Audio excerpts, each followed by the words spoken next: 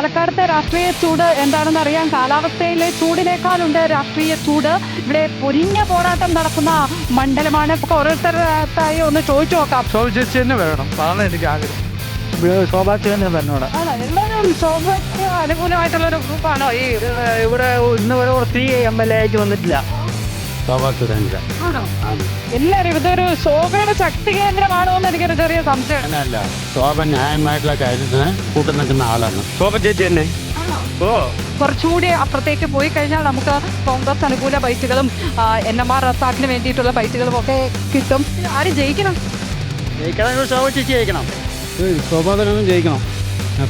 നമുക്ക് കുറച്ചുകൂടി അപ്പുറത്തേക്ക് പോയാലായിരിക്കും ഒരു കോൺഗ്രസ് ബൈറ്റുകളും NMR റസാക്കിന് വേണ്ടിയിട്ടുള്ള ബൈറ്റുകളും ഒക്കെ കിട്ടുക എന്ന് തോന്നുന്നു. ശോഭ സുരേന്ദ്രൻ ഒരു മത്സരമില്ലാത്ത പോലെ പറയുന്നു. ഇതെനിക്കറിയാം, ഇതൊരു BJPയുടെ സ്ട്രോങ് ഹോൾഡ് അല്ലേ? അങ്ങനെയൊന്നുമല്ല, നമുക്ക് അതുകൊണ്ടല്ലേ അതൊന്നല്ല. ശോഭ ചേച്ചിയെ നമ്മൾ വിജയിപ്പിക്കും. ശോഭ ചേച്ചിയെ നമ്മളെ വിളിക്കയക്കും. നമ്മുടെ ഈ കേരളത്തിന്റെ വികസനം കൊണ്ടുവരും ചെയ്യും മോഡി സർക്കാർ. വൻപിച്ച ഒരു പക്ഷേ ശോഭാ സുരേന്ദ്രൻ. ശോഭാ സുരേന്ദ്രൻ എല്ലാവരും ഒരു